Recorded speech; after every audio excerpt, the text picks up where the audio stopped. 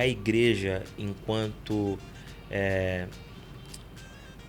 fenômeno sociológico, ela sempre vai refletir o seu entorno.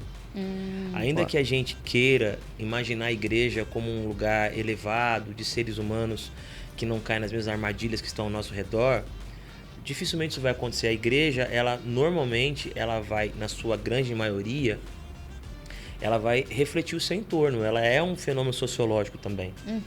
Então, se a gente está vivendo um período da sociedade mais polarizado, isso vai acontecer na igreja, em alguma medida. A gente vive uma experiência na sociedade de maior preconceito, isso vai refletir na igreja. O que a gente vê hoje é que eu me torno sua inimiga, não é porque eu falo que você está errado, é só porque eu falo que o que eu penso é diferente de você. Sim. Se eu falar sobre mim, o que eu penso, como eu vejo o mundo, e tudo que eu tô dizendo aqui não for o que você pensa, automaticamente nós nos tornamos inimigos, independente de qual tenha sido aqui a conversa, que se é que teve conversa, que na maioria das vezes nem acontece. Então, o que eu vejo é exatamente esse o problema hoje. E pra mim, isso parte muito daquela lá do comecinho, da questão de falta de identidade. Bem-vindo ao episódio de número 18 do Fernanda Emboava Talk Show. Que bom que você tá aqui de novo. E se você tá aqui pela primeira vez, por aqui a gente conversa sobre posicionamento e todas as nuances que envolvem esse assunto, como, por exemplo, comunicação, imagem, identidade. E identidade é uma das pautas sobre as quais eu quero conversar com o meu convidado de hoje. Eu estou feliz de receber ele aqui, já fiz aqui um briefing antes da gente começar, o tal do podcast, antes do podcast, e é uma pessoa que eu acompanho há muitos anos, literalmente muitos, pelos meus cálculos tem no mínimo 15 anos que eu acompanho o trabalho dessa pessoa. Então você pode imaginar o quanto eu estou feliz, entusiasmada por receber ele aqui. E olha só o currículo. Vamos dizer que é um currículo, é o currículo, tá? Porque dá trabalho. Ele é marido da Ariane, pai do João, do Pedro e do Antônio. Dá pra dizer que é currículo, vai? Sim, com certeza. Mas é também cantor, escritor e compositor. Estou recebendo aqui hoje o Thiago Grulha. Muito bem-vindo, Thiago. Eu que agradeço, a alegria estar com você.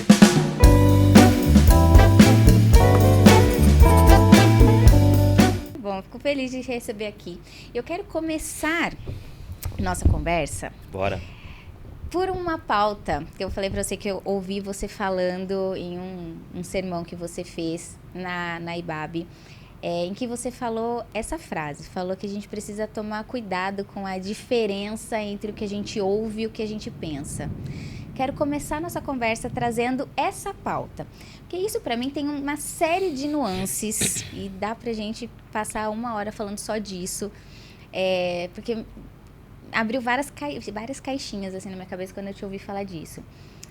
Primeiro ponto que me chama atenção é: a gente ouve algo diferente do que a gente pensa, porque a gente não tem clareza do que a gente pensa, ou porque a gente quer se convencer de alguma coisa. Então a gente ouve o diferente porque a gente quer se convencer de que a gente está errado de alguma coisa. O que te levou a chegar nessa frase? Primeiro, com certeza essa frase foi impactante muito mais pela sua capacidade de absorver do que a minha de emitir alguma coisa. Talvez você tenha deixado isso ressoar em você de uma forma muito mais profunda. Eu acredito que a gente tem algumas dificuldades na nossa forma de compreender a vida, né? Isso é normal. A nossa construção da realidade tá muito atrelada a um processo gradual. Tem a ver com a nossa personalidade, tem a ver com o nosso entorno, tem a ver com os nossos conhecimentos. Mas uma coisa que para mim é muito recorrente na nossa comunidade de fé é que a gente pensa algumas coisas, a gente escuta algumas coisas, mas às vezes não consegue conectar tudo isso. Porque escutar não é um fenômeno tão simples assim. A gente está escutando alguém, mas não necessariamente a gente está conectando o que nós estamos escutando dessa pessoa com o que de fato a gente pensa. Então, por exemplo, uma coisa simples, né? Alguém fazendo um sermão ou alguém ensinando um texto bíblico, ele vai lá para as bem-aventuranças, as famosas e lindas bem-aventuranças, e ele diz, por exemplo, que nós temos que dar a nossa outra face. E aí eu escuto isso e eu acho isso lindo, eu acho isso pacifista, eu acho isso transformador, mas eu não consigo escutar isso e conectar com a minha realidade, porque eu acabei de dar um gelo na minha esposa Eu acabei de ficar uma semana sem falar com ela porque ela, de alguma maneira, não fez algo que eu achei que ela tinha que fazer. Pô, mas isso não é nem de longe da outra face.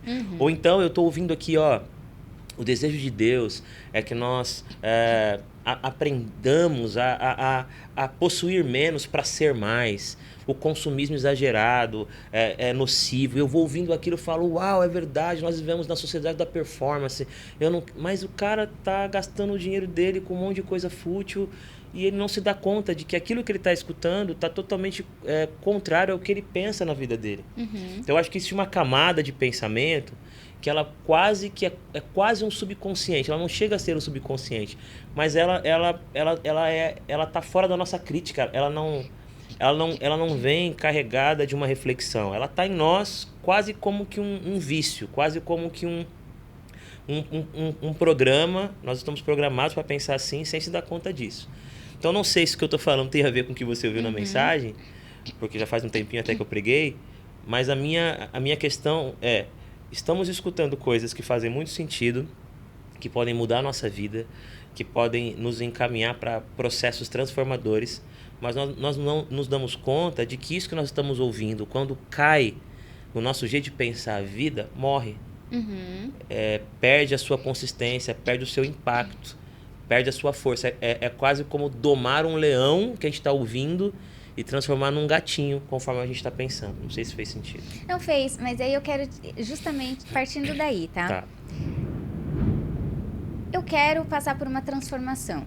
E aí eu vou ouvir algo que é o objeto do meu desejo. Seja ele qual for. Quero ser uma pessoa mais pacífica, quero enriquecer, seja qual for o objeto do meu desejo. Legal.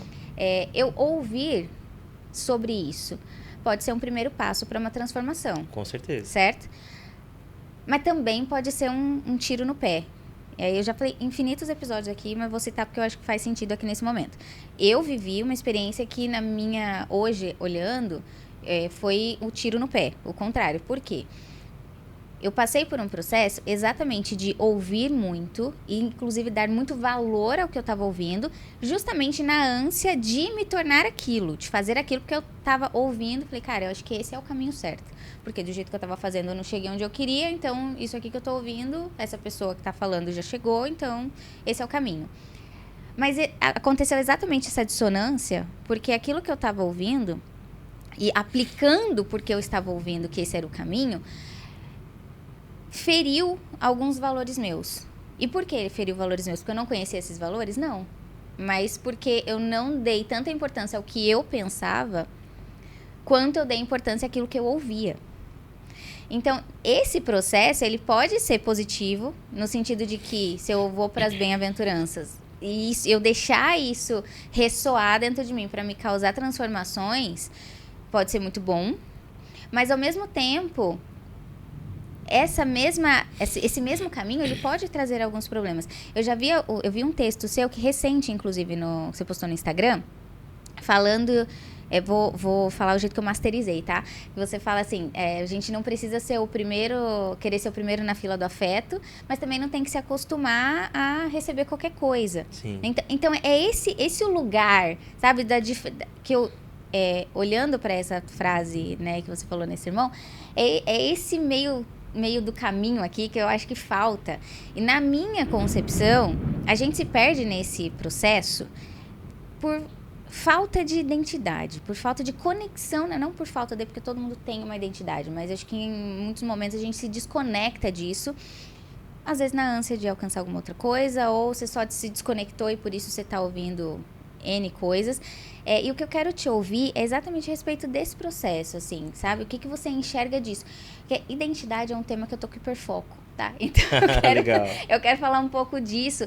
Nesse contexto, eu vou puxar aqui essa pauta ainda dentro mais do teu contexto de música, do contexto evangélico ainda e tudo mais, mas antes de entrar nesse lugar, quero te ouvir sobre essa parte, digamos, mais filosófica do assunto. Tem uma passagem bíblica, uma cena tão inspiradora e tão bonita, e ao mesmo tempo tão negligenciada. Quando Jesus, diante de um cego chamado Bartimeu, que na verdade é filho de Timeu, né? Bartimeu significa filho de Timeu, alguém que está cego diante dele ali, pedindo misericórdia, e Jesus pergunta para ele, o que você quer que eu faça? O que você quer que eu realize na sua vida? Qual é a sua vontade? E é óbvio que a gente encara essa conversa como quase uma pergunta retórica, né? Se ele está cego, é claro que ele quer enxergar. Mas eu penso que uma das coisas importantes desse texto é nos ensinar que a comunicação ela só é efetiva quando primeiro eu me escuto. Eu nunca consigo escutar o outro de verdade se eu não me escutei. Se escutar afetivamente, entender quais são os meus anseios, entender quais são os meus desejos, entender por quais razões eu não tenho mais alguns desejos, o que me fez não querer mais, o que me fez abandonar alguns sonhos. Então, quando Jesus pergunta para Bartimeu o que ele queria, é mais do que uma oportunidade dele falar o óbvio. Eu quero ver. A gente não sabe quanto tempo ele demorou para responder isso. A gente infere que Jesus perguntou e ele de bate pronto. Senhor, eu quero ver, claro, mas não necessariamente, né? Porque chega um momento que a gente para de se escutar. Faz quanto tempo que ninguém me pergunta isso, o que eu quero? Faz quanto tempo que ninguém me pergunta quais são os meus valores? Faz quanto tempo que ninguém me pergunta se eu quero algo além de um pouco de pão e de algum recurso financeiro? Faz quanto tempo que ninguém me faz a mesma pergunta? Quer que eu te movo para algum lugar? Quer que eu te coloque em algum outro lugar para você poder estar num lugar mais estratégico e receber esmolas? Mas Jesus não faz isso. Jesus ele faz uma pergunta muito profunda. Bartimeu, o que você quer agora da vida, de si mesmo? E quando a gente se coloca diante de um interlocutor, a gente se coloca diante de alguém que está nos ensinando, alguém que tem a promessa de uma mudança a partir de um conhecimento, e a gente não se escutou, a gente não entendeu quais são as nossas carências, não entendeu quais são as nossas dificuldades, a gente pode se entregar a uma devoção, pode se entregar a uma disposição de coração que, na verdade, não é só um desejo de alcançar alguma coisa. Também é fruto da minha própria insegurança, também é fruto da minha própria ignorância sobre mim mesmo, né? Então, eu diria que se escutar nesse processo é muito importante. E, segundo, lembrar que é uma comunicação, né? Ouvir alguém ensinar algo, se isso não gera em mim reflexão, diálogo, perguntas, processos de enriquecimento através do ambiente que eu convivo. Quando é simplesmente escutar e praticar, eu escuto e faço sem fazer esse caminho, sem trilhar esse caminho da comunicação mais efetiva e profunda, eu posso ser manipulado ou eu posso me iludir. Porque às vezes a culpa nem é da pessoa que está ensinando.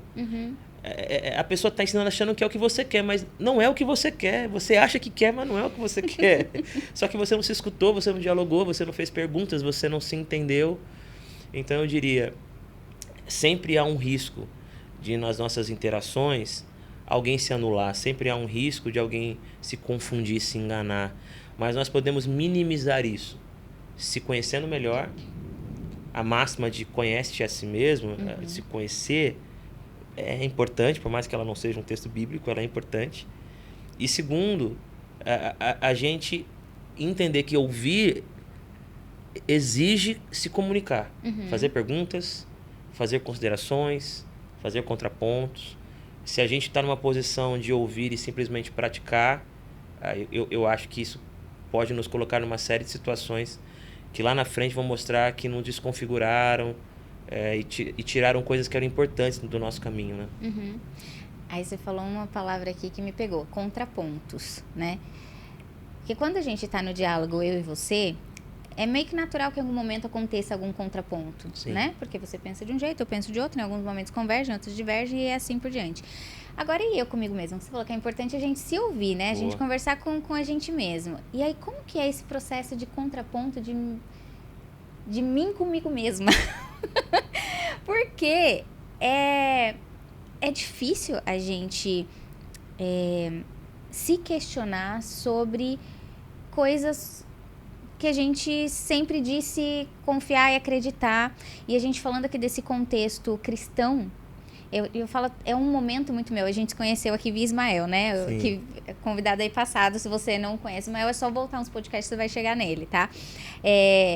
E a gente tem umas conversas dessas, que segundo o Ismael eu não sou adventista.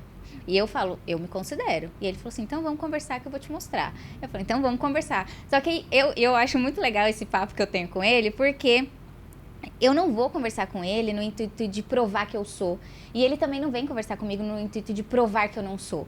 Mas pelo fato de eu estar convicta que sim, e ele estar convicto que não, e convicto a respeito da forma como ele entende o evangelho, a gente se abre para esse diálogo, que em algum momento, durante esse diálogo, eu posso colocar à prova algumas coisas que eu estou dizendo convictamente que sim ou que não. Só que eu acho que a gente vive um momento em que as pessoas estão muito fragilizadas, as pessoas estão muito sensíveis com relação ao que elas dizem acreditar. Ou seja, eu acho que na prática, hoje as pessoas quase que não acreditam em nada.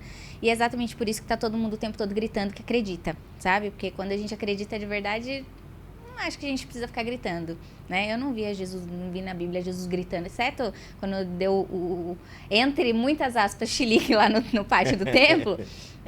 Fora isso, a gente não via Jesus gritando, né? Sim. Ele tava falando e muita gente parava pra ouvir, mas não era porque ele tava gritando e, ai, vem aqui e tal. Então, o que eu vejo hoje, e aí volta na pauta da identidade, é muito disso. As pessoas não param para se questionar a respeito do que elas dizem acreditar. E isso não acontece por quê? Porque eu não tenho certeza do que eu acredito, é melhor nem mexer nisso. Ou só porque eu não paro para pensar nessa pauta. Eu não paro para pensar se faz sentido ou não me questionar. Não paro para pensar se o que eu tô falando que eu acredito é isso mesmo ou não, sabe? E aí você trouxe isso de você se comunicar com você mesmo, né? De se colocar contrapontos, de se perguntar, de se questionar. Como que é isso?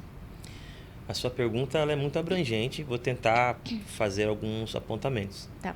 Eu acho que primeiro, a Bíblia, lá em Salmo capítulo 1, quando ela diz que quando a gente tem prazer na lei do Senhor e nela medita de dia e de noite, a gente é como uma árvore plantada junto a ribeiro de águas, e a gente começa a dar o fruto na estação certa, as nossas folhas não murcham.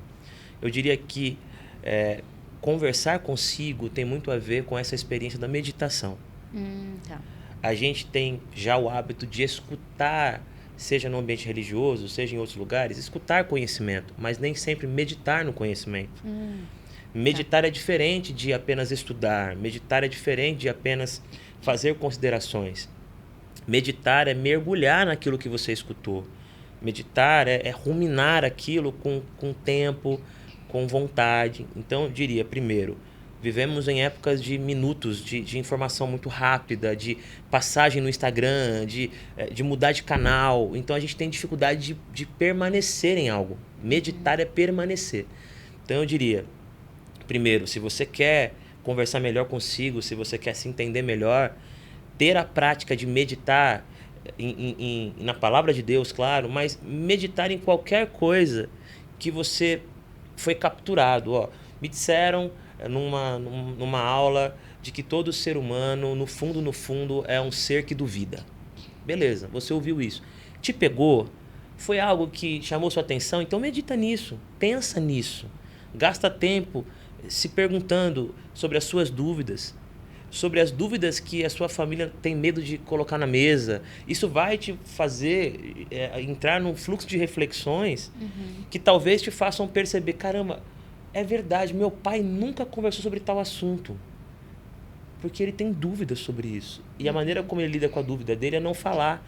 E eu estou replicando esse mesmo comportamento, eu também não falo. Quando eu tenho dúvida, eu não falo. Uau, você meditou, você pensou e descobriu que você é alguém que diante da dúvida se cala. Porque você aprendeu isso na sua família, isso é cultural. Então eu diria, meditar na palavra, meditar no que você considera importante, vai te ajudar a se escutar melhor e vai te ajudar a se avaliar melhor. Mas, Thiago, tudo bem, eu estou conversando comigo, aí eu chego no impasse. Como é que eu vou responder para mim mesmo? Boa pergunta. Se escutar é, acima de tudo, encontrar humildade. Então, quem se escuta sabe que a resposta não está só em você. Se escutar não é se bastar. Pelo contrário, se escutar é se colocar no lugar exato que te conecta com o outro. O Martin Buber, eu vou falar errado o nome dele, mas acho que é isso, Martin Buber, ele dizia que só existe um eu porque existe um tu. O eu só é eu quando ele está em relação. É verdade. Então, Nossa, ter um sério? tempo de acolhimento, ter um tempo de solitude é essencial, mas a solitude não é estar sozinho. Solitude é trazer todo mundo para o meu coração, todo mundo que me importa, todo mundo que falou, todo mundo com quem eu interagi. Na solitude, tudo isso me povoa, tudo isso me habita. Eu estou pensando pensamentos que não são meus, eu estou falando palavras que não são minhas. Elas nasceram de outro lugar. E na solitude eu acolho isso, eu destrincho isso, eu penso sobre isso, eu acolho isso e eu vou entendendo o que me cabe e o que não cabe. Isso faz sentido para mim, isso não faz sentido para mim. Algo ficou em aberto, eu vou dialogar com alguém sobre isso. Então, se escutar, ter um tempo consigo, não é se isolar, não é se bastar, não é ser um indivíduo como uma ilha totalmente afastada dos continentes. Não, é só maturar, é só se importar mais com o que habita seu coração, é só entender, e você disse isso no nosso pré-podcast, né? De que a gente é muito influenciado por uma série de coisas que estão em nós. E quando a gente identifica, não significa que nós não seremos mais influenciados. Mas nós damos nomes para isso. Ó, isso que eu estou pensando, pô, isso aqui veio da filosofia. Olha só, isso aqui veio da minha cultura familiar. Isso veio daquela banda que eu gosto. Eu vou dando nome e depois que eu dei nome, aí eu consigo entender. Pô, isso não nasceu comigo. Se não nasceu comigo, isso pode mudar. Isso pode ser reformulado, isso pode ser reorganizado. Agora, na igreja, o que me ajudou, e até uma coisa que você faz, né? Você faz parte da sua identidade hoje, né? Ter bons mentores. Eu tenho assim, um número gigantesco de vozes que me constituíram, claro. Mas eu tenho mentores. São vozes que eu escuto com mais dedicação e são vozes que têm mais autoridade sobre mim. Então, são vozes do passado, nem todos eles eu convivi, são autores que eu li, são poetas que eu acompanhei, são pregadores que eu escutei, são amigos que eu dei atenção, são vozes que estão no meu passado, alguns eu nunca tive um contato tete a tete, mas me constituíram de maneira consciente. Ó, eu quero me parecer com esse cara. E no meu dia a dia de hoje eu também tenho os meus mentores e minhas mentoras, pessoas que eu vou recorrer com mais frequência. Eu estou confuso sobre algo, eu queria conversar com você sobre isso. E vai ser assim como é com Ismael, né, como você falou. Não é alguém que vai me convencer e não é alguém que eu quero convencer, eu quero conversar. Né? Eu quero acessar o que você tem sobre isso e eu quero que você acesse o que eu tenho sobre isso. E quem sabe a gente nesse processo de tu e ele e eu, a gente consegue chegar num terceiro lugar bonito, né? Onde eu consigo manter algumas coisas que eu penso, você manter algumas coisas que você pensa, mas chegamos a conclusões e a lugares novos porque nos ouvimos, né? Não sei se... Legal. E como você escolhe os seus mentores para que você não escolha pessoas que vão só passar a mão na tua cabeça? Primeiro exercício que eu fiz, Fernanda, os primeiros mentores da minha vida são as pessoas que eu admiro. A vida. Não é a performance, não é o quanto ele tem de destaque. Então, os meus primeiros mentores foram pessoas que estavam ao alcance de um café, por mais que eu não tome café. Legal. Eram pessoas que estavam ao alcance de uma conversa de mais de 2 horas. Legal. Então, meus primeiros mentores eram pessoas, gente com quem eu convivi.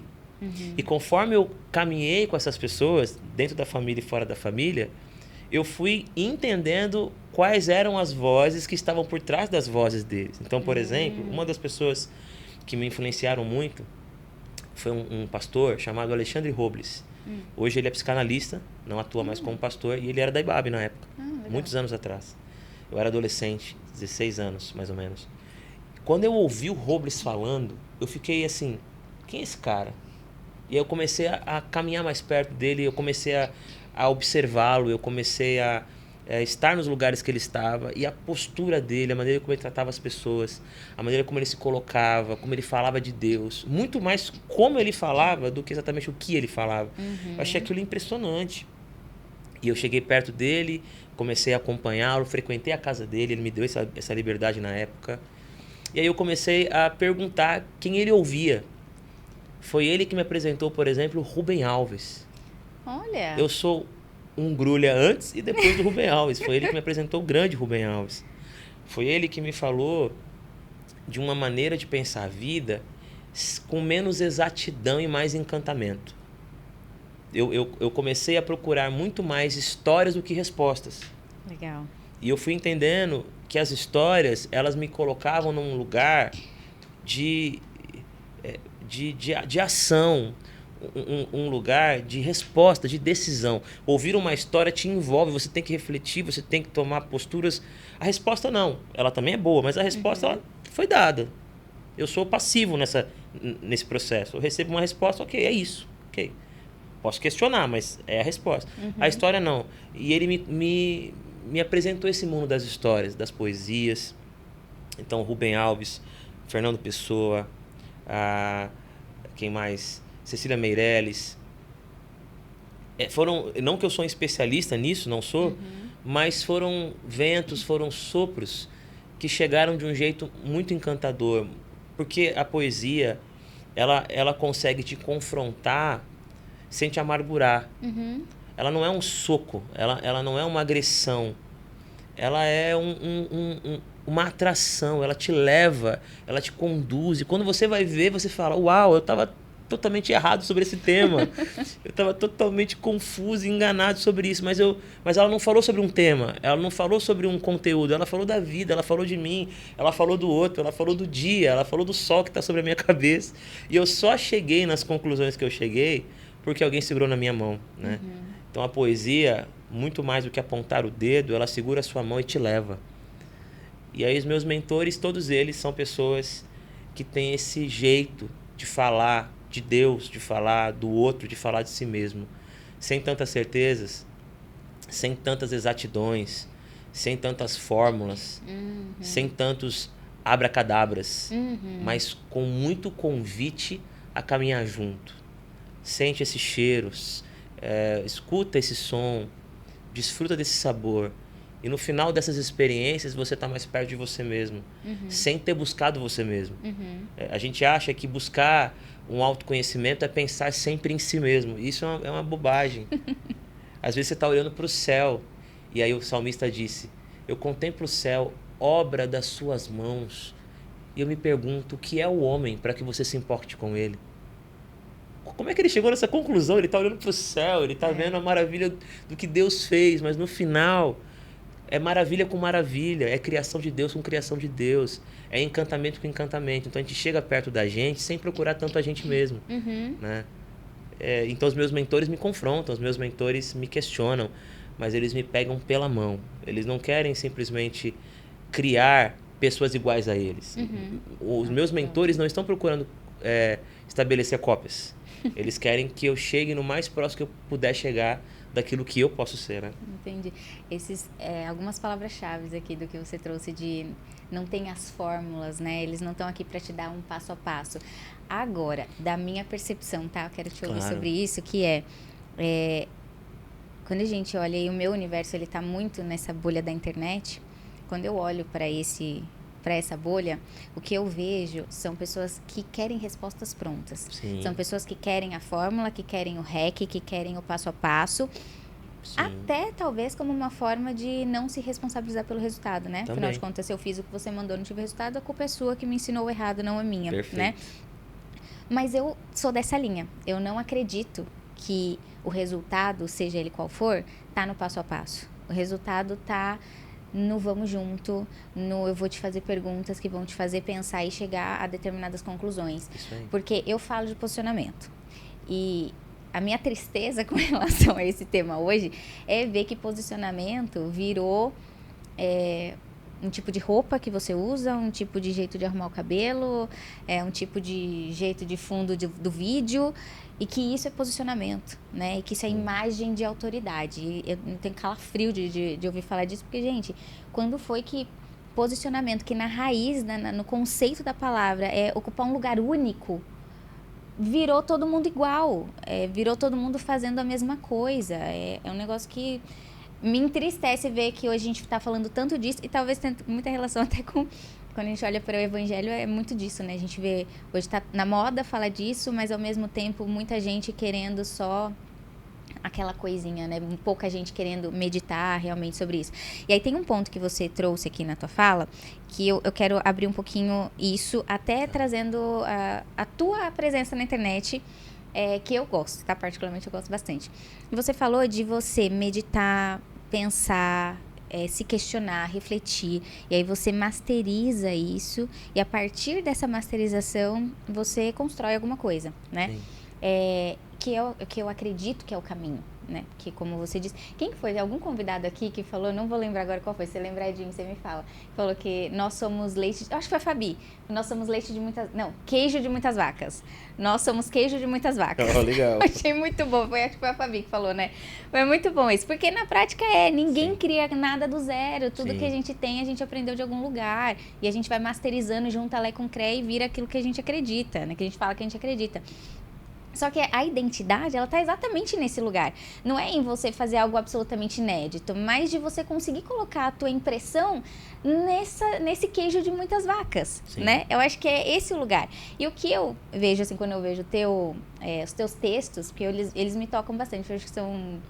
Aí volta aquilo que você comentou aqui, só para um parênteses, né? Você... ouve e não necessariamente eu vou entender aquilo que você está falando, Exatamente. porque aí vem o meu repertório Exatamente. nessa equação, né? Mas eles me tocam de várias formas, assim, mas eu quero te ouvir um pouco sobre isso, de você até trazendo talvez a tua atuação na música, porque eu acredito que a parte de composição ela vai ter muito disso. Aqui no começo você falou, né, que não toma café, e você cantou um trechinho da música, eu falei, então da música é de verdade que não toma café. Nesse caso né? Então, quer dizer, traz muito da tua masterização da vida, da Sim. tua cosmovisão, e isso, você masteriza isso e você transforma isso numa música, você transforma isso num texto. Como que é esse processo de conseguir masterizar e colocar a tua identidade nesse queijo de muitas vacas, sabe? Muito legal. O bom é que suas perguntas já são aulas, então já tem bons cortes aí, só com a Fernanda falando. Ó, primeiro eu queria lembrar que não é novo. Eu acho que a experiência de Babel, ela é bem importante para essa reflexão. Uhum. Quando o povo decide não mais ir em direção ao desconhecido, não mais viajar, não mais se arriscar, mas agora juntos, com a força que eles têm, levantarem uma torre, né, que alcançaria o céu, para que eles pudessem ficar ali e se tornarem nomes famosos e tal. Uhum. Existem muitas aplicações sobre esse texto, mas uma delas que é simples, eu acho que ela não é passível assim, de muitas discussões, ela é simples, né? Porque o próprio Deus nos diz isso. Ali, é como se todo mundo quisesse falar a mesma língua. Uhum. Todo mundo queria se concentrar numa mesma planície, num mesmo lugar. Ó, já aprendemos tantas coisas, já chegamos a tantos conhecimentos. Para que nos arriscar, continuar indo em direção ao desconhecido? Se nós podemos nos unir aqui, ficar juntos, levantar uma torre, que quando Deus quiser visitar a gente, Ele desce por ela. A gente tem, ó, Deus, esse aqui é o lugar para você encontrar a gente, tá? Estamos construindo aqui uma torre para dizer que nós não estamos ignorando Deus. Deus é importante para nós, viu, Deus? A divindade faz sentido para a gente. Mas ao invés de ficar tendo experiências com Deus no decorrer da estrada, vamos fazer um combinado. Essa é a torre. Quando você quiser vir, você vem. Quando você quiser vir, você chega perto da gente, tá tudo certo. E a gente fica por aqui. A gente já conseguiu se entender. Para que conhecer mais pessoas? Para que continuar indo para outros lugares? Bem simples a reflexão, que jeito. Então, o ser humano, eu gosto muito de uma expressão de um rabino que diz assim: o ser humano é um ser fraturado, o ser humano é um ser agônico. E a gente tem muito medo da vida. É verdade. E esse desconhecido que nos dá medo não está só no geográfico, ele está na alma também. Então, quando a gente encontra alguém que levantou uma torre que pode resolver minha vida, para que procurar outro jeito de falar de mim mesmo? Para que procurar outra linguagem? Para que procurar outra maneira de me colocar no mundo? Cara, deixa eu entrar na sua torre, deixa eu ficar aqui. É assim que Deus fala, é assim que Deus se revela, é assim que eu consigo pagar minhas contas, é assim que eu vou criar meus filhos, é assim que eu vou educar meus... A gente quer alguma coisa não só para fazer sucesso, não só para dar o mesmo resultado bom que alguém deu, porque a gente tem medo. Cara, alguém descobriu a senha. Me dá essa senha, eu não quero sofrer mais. Se você descobrir o caminho, cara, deixa eu caminhar com você aqui nesse... Mas você tem que ser você, eu não quero ser eu. Eu só não quero que não doa mais, eu só não quero ficar com medo do amanhã. Ser eu é um preço muito alto. Ser eu exige de mim abandonar a torre e caminhar para o desconhecido. Eu não quero isso. Então, eu sou alguém com muita compaixão e misericórdia pelo ser humano. Eu acho que o ser humano tem muitas coisas, né, que são hediondas, terríveis. A gente não pode justificar maldades, crueldades. Não estou dizendo isso. Eu acho que cada um de nós vai prestar conta diante de Deus. Tem que ter lei, não é isso. Mas eu diria que grande parte da raiz de tudo isso não é só a sede de poder, não é só ir no que deu resultado. É como a gente lida com medo. Uhum. Porque ou a gente lida com medo através do amor, porque o amor de Deus lança fora o medo. Uhum. Ou a gente lida com medo através dessa experiência de não ser a gente mesmo. De tentar ser alguém que deu certo. Uhum. Por exemplo, de novo no texto bíblico. Caim, diante de Abel, ele tinha pelo menos 2 decisões para tomar. Porque Abel era uma prova de que Caim deveria ser melhor. Uhum. Caim, ó, seu irmão tá aí, cara. Aprende com ele como adorar. Aprende com ele como honrar a Deus. Aprende com ele como fazer de um jeito que Deus aceita. E Caim, ele tem a opção de procurar o desconhecido nele. Para Caim ser melhor do que ele é, ele vai ter que descobrir outros Caíns. Uhum. Esse Caim que agora não está sendo aceito, esse Caim agora que não chegou onde deveria chegar, é o Caim que eu conheço. Para eu mudar isso, eu vou ter que matar Caim. Mas ao invés de matar Caim, ele mata Abel. É isso que a gente faz. Ou a gente mata esse grulha para um outro grulha nascer, e matar esse grulha é a cruz todos os dias. Seguir a Jesus é tomar a sua cruz todos os dias. Tomar a cruz é matar esse grulha todos os dias. Se eu não matar esse grulha todos os dias, é porque eu não quis aprender, é porque eu não quis crescer, é porque eu não quis me arrepender, é porque eu não quis olhar de uma forma diferente. Mas toda vez que Caim não mata Caim, Caim mata Abel. Toda vez que eu não cresço, eu diminuo alguém. Toda vez que eu não cresço, eu ignoro alguém. Toda vez que eu não cresço, eu imito alguém. Porque eu não quero crescer. Então, sim, eu acho que a gente tem uma série de pessoas que querem respostas prontas. Sim, eu acho que existe um mundaréu de gente que não está tentando encontrar o seu posicionamento, a sua identidade, sim. E isso me traz dor. Uhum. Eu lamento, porque eu sinto que isso é resultado de pessoas que ainda não mergulharam nesse amor de Deus. Desse céu que se abre e a primeira coisa que se escuta, esse é meu filho amado, em quem me agrado. Caramba, o céu se abriu. Tanta coisa para Deus falar. E ele fala o óbvio. É porque não é óbvio. O óbvio não é óbvio. O ser humano deveria se amar, o ser humano deveria amar o outro, o ser humano deveria entender que Deus nos ama, é tão óbvio. Mas toda vez que o céu se abre, de verdade, é isso que Deus fala. Porque se a gente resolver isso, que a gente vai tentar lutar a vida inteira para resolver, mas a gente vai mudando de fase, né, de estação. Conforme a gente vai crescendo nesse amor que Deus tem por nós, a gente vai encontrando o nosso jeito de expressar esse amor. Uhum. Agora, se eu sou guiado pelo medo de eu não tenho dinheiro para pagar a conta, eu não sou alguém interessante, eu não pertenço a nenhum grupo, ninguém tá me vendo, é tanto medo, que quando alguém consegue, quando alguém chega, quando alguém fala, eu consigo dar para você isso que você procura tanto,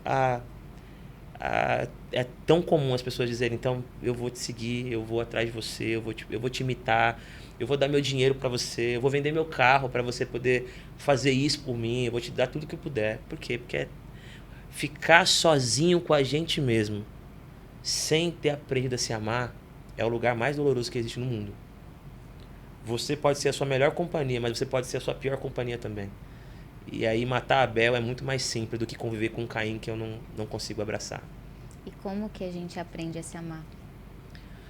Essa é a resposta de $1 milhão, né? Porque Deus amou o mundo de tal maneira que deu o seu Filho para que todo aquele que nele crê não pereça, tenha vida eterna. Deu seu Filho unigênito. Eu diria, primeiro, que a gente aprende a se amar, e aí tem várias respostas na ciência, tem várias respostas na psicologia, né? Faz parte da ciência. Vou falar na perspectiva cristã, né? Uhum. A gente aprende a se amar entendendo que Deus nos amou. Eu acho que se existe uma tarefa que nós deveríamos dar atenção e doar a vida nela, é de aprender o amor de Deus, né? Eu gosto muito de um autor falecido há pouco tempo, Brennan Manning. Ele escreveu o Evangelho Maltrapilho, escreveu uma série de textos. Não lembrava o nome do autor, mas esse livro é maravilhoso. Então, e o Brennan Manning, ele tem um vídeo famoso no YouTube, bonito, que ele fala que quando a gente chegar lá, quando nós estivermos diante do Senhor, diante do nosso Pai, O que ele vai perguntar pra gente é: você acreditou? Você acreditou que eu me preocupava com você? Você acreditou que quando eu ouvi o seu nome eu me alegrava? Você acreditou que eu movia pessoas para te conhecer porque o que eu coloquei em você é bonito? Você acreditou que a sua vida vale mais do que o mundo inteiro? Você acreditou que eu te amei? Ele disse isso muito mais bonito, tá? Então, eu diria que essa é a nossa saga. Descobrir que somos amados por Deus. E alguém pode dizer, mas isso não é muito narcísico? Isso não é uma coisa muito individualista? Não, porque a gente só consegue amar porque Deus nos amou primeiro. Nós amamos porque Ele nos amou primeiro. E quando nós amamos a Deus, a gente descobre que amar a Deus é amar o próximo. Esse mandamento está entrelaçado. Então, o caminho bíblico, o caminho da fé cristã, é esse caminho de receber a dádiva do amor de Deus, abraçar esse amor, reconhecer a profundidade, a largura, o alcance dessa graça. Ser lavado dessa nossa experiência tão absurda de se sentir como órfãos cósmicos, né? Ou órfãos no mundo. E quando a gente descobre esse amor, o desdobramento desse amor, a resposta desse amor é viver. E é viver sem precisar pisar em ninguém, porque eu já sei meu tamanho. E um ser humano que não pisa no outro, que é tão raro existir, eu várias vezes tenho que lutar contra isso, um ser humano que não pisa no outro, cara, é o caminho mais bonito que existe, né? Então, a gente aprende a se amar descobrindo o amor que Deus tem por nós e descobrindo que mergulhando nesse amor, imergindo nesse amor, a gente tem como resposta amar a Deus. E amando a Deus, vamos aprendendo com Ele a amar ao próximo. Eu gosto muito de uma frase, que eu não lembro de quem é, que é muito... Ela é muito estranha. Quando você para assim, cara, não, isso é estranho. Mas eu acho que ela faz muito sentido. Porque a gente não tem como aferir o quanto amamos a Deus. Sabemos quanto Deus nos ama, mas dizer assim, eu amo muito a Deus. Como que você consegue conferir isso? Porque se eu falo para você, eu amo minha esposa, eu tenho condições de tornar isso claro. O tempo que eu passo com ela, a maneira como eu a mimo, os presentes que eu consigo dar, o respeito que eu ofereço. Existe ali algo mensurável para eu aferir o meu amor, mas o meu amor por Deus, né? E essa frase é incrível. Ela diz assim: o amor que você tem pelo seu inimigo é o amor que você tem por Deus. Vixe, Maria. O quanto você consegue amar o seu inimigo, o quanto você tem de amor para dar para o seu inimigo é o quanto você ama a Deus. Porque só é possível amar o seu inimigo com um amor que não nasceu em você. Esse amor que você coloca em ação em relação ao inimigo veio de Deus. E você só consegue responder o amor de Deus com o amor que você recebeu dele. O amor que você tem por Deus é resposta do amor que você recebeu de Deus. E como que eu sei o quanto do amor de Deus eu recebi? O quanto eu assimilei desse amor? O quanto eu abracei? É o amor que você consegue dar para um inimigo. Cara, essa frase talvez os teólogos discordem, tá tudo bem. Se algum teólogo assistir, tá tudo bem discordar de mim. Mas me fez, cara, pensar muito. O amor que você entendeu de Deus é um amor imerecido. É um amor misericordioso. O amor que impacta a gente não é um amor da afinidade. Eu amo você porque você é precioso, eu amo você porque você é divertido. Não, esse amor da afetividade baseada nessa identificação é um amor bonito, mas não é esse amor de Deus. O amor de Deus é o amor que é dado totalmente incondicional. Não tem nada em mim para ele amar. O texto fala que ele nos amou quando nós ainda éramos inimigos. Então, beleza, eu entendi esse amor, ou pelo menos eu absorvi um pouco desse amor, é esse amor que eu vou conseguir transmitir para o outro. Agora, se eu sou alguém que eu não consigo amar o inimigo, eu sou alguém que não consigo ter afeto pelo chato, pelo inconveniente, eu só quero me cercar das pessoas que me fazem bem e aqueles que me incomodam eu deixo bem longe. Cara, esse é o amor que você recebeu de Deus, é essa quantidade ridícula de amor que você assimilou, porque você não se conhece, porque você é esse chato, você é esse inconveniente, você é esse inimigo para Deus. Tem uma passagem, e você vai lembrar, que é linda, para mim hoje, ela é linda, mas uma pessoa está devendo uma quantia muito grande para um rei, uma quantia assim exorbitante. E esse homem é levado até o rei porque a dívida dele chegou numa dimensão tão absurda que mesmo que ele seja vendido, os seus familiares sejam vendidos e todos os seus bens empenhorados, ele não paga a dívida, é uma dívida muito alta. E aquele homem, então, diante do rei, ele se joga, ele se, sei lá, se prostra e fala: "Sê paciente comigo e eu te pagarei tudo. Sê paciente comigo e eu te pagarei." A resposta do rei é compaixão. O rei tem misericórdia. Ele perdoa aquele homem e o leva embora. Pode ir. Aquele homem no caminho, enquanto está ali usufruindo da liberdade que acabou de receber, porque a sua dívida foi paga, uma dívida muito alta, ele encontra uma pessoa que devia para ele. E aquela pessoa repete as mesmas palavras: "Por favor, tenha paciência comigo e eu vou te pagar."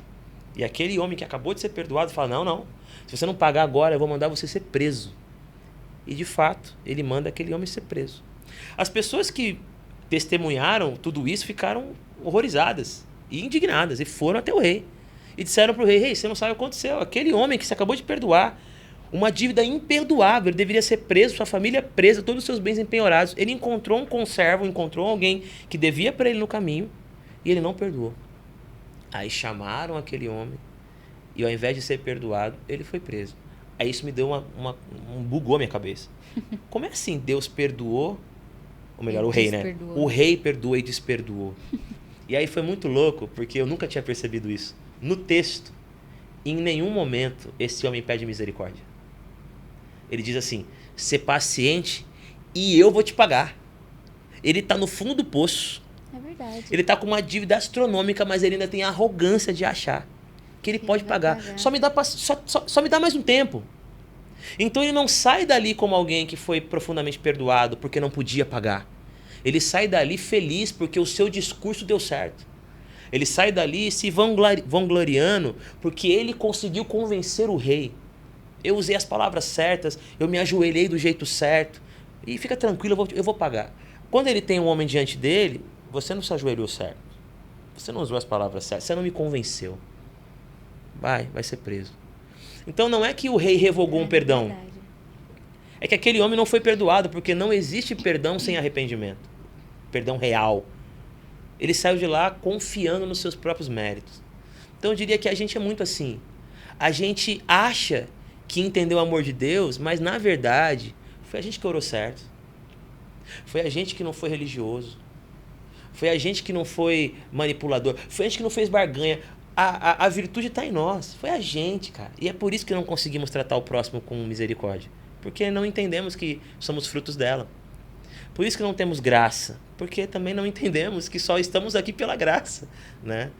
Então, para mim, nada é mais central na experiência da vida, mas vamos fazer o recorte da vida cristã, mas na vida como um todo, de compreender que somos amados. O céu se abriu para dizer: você não está pronto e você nunca vai estar. E mesmo que eu tenha a paciência da eternidade, você não vai conseguir pagar o que você me deve. Mas eu te perdoo. Te perdoo, você tem acesso ao meu trono, você vai reinar comigo, você tem acesso à mesa, você vai banquetear comigo, você tem acesso até as pessoas que eu amo, você vai servir comigo, você vai cuidar de quem eu cuido. Pedro, você me negou 3 vezes. Mas eu vou fazer você ser pastor, eu vou fazer você cuidar das minhas ovelhas. Porque é misericórdia, não é mérito, né? Então, por aí. Uau, e você sabe que você contando agora essa história, eu lembrei que eu cresci assistindo aquele desenho bíblico, sabe? Também. E o desenho retrata exatamente esse... olhar.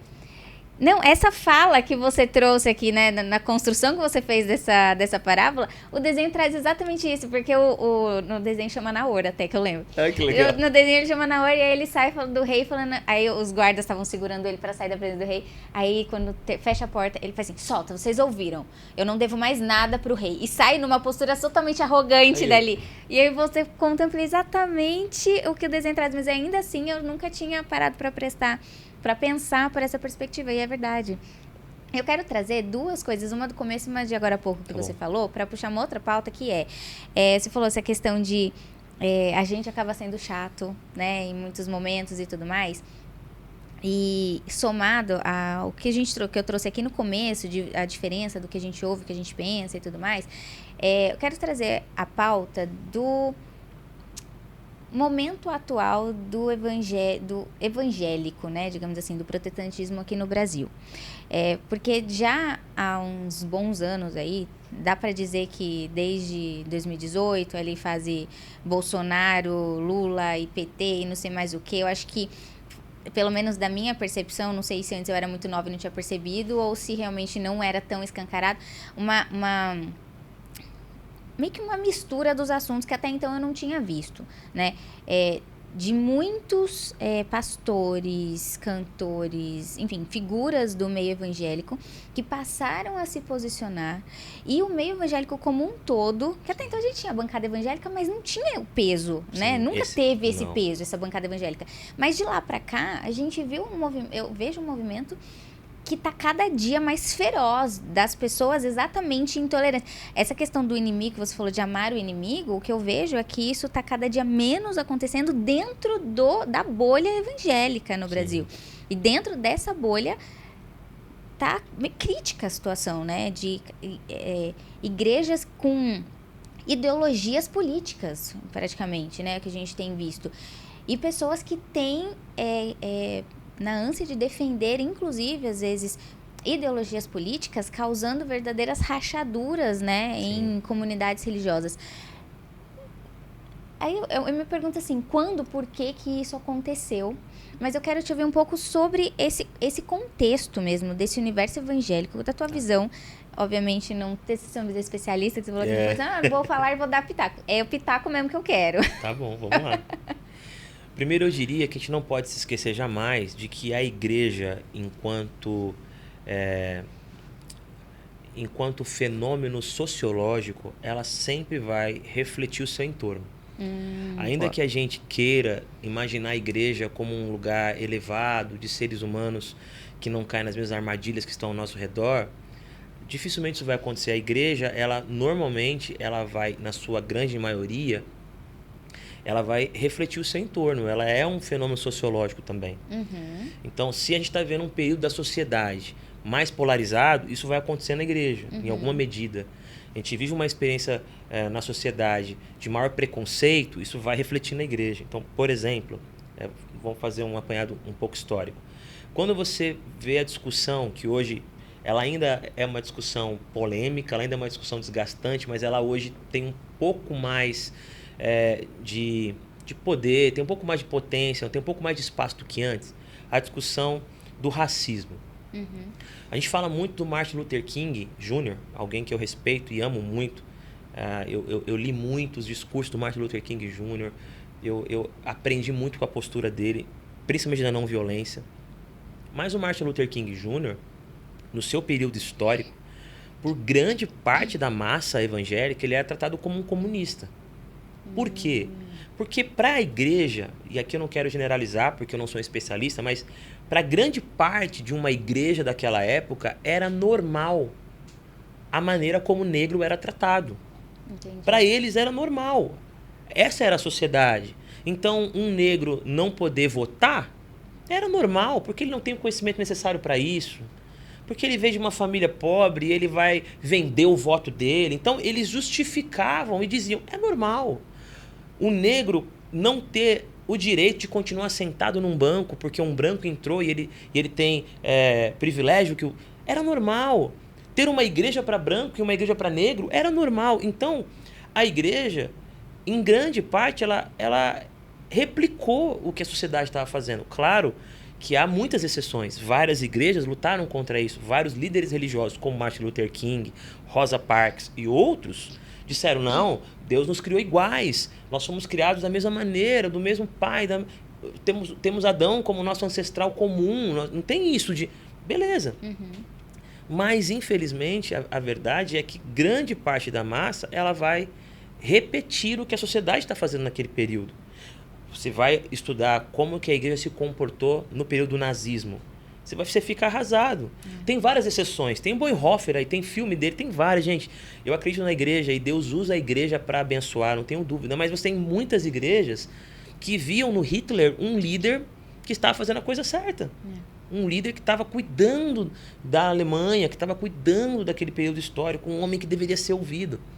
Então a igreja, enquanto fenômeno sociológico, ela vai cometer muitos erros, sendo uma igreja que reproduz o seu entorno. E a Bíblia, ela vai ter vários exemplos no Novo Testamento do apóstolo Paulo dizendo, vocês não podem fazer isso. Tiago diz uma coisa linda, a igreja não pode fazer acepção de pessoas. Por que ele está falando isso? Porque a igreja iria fazer, ou fazia já. Porque era o que a sociedade estava fazendo.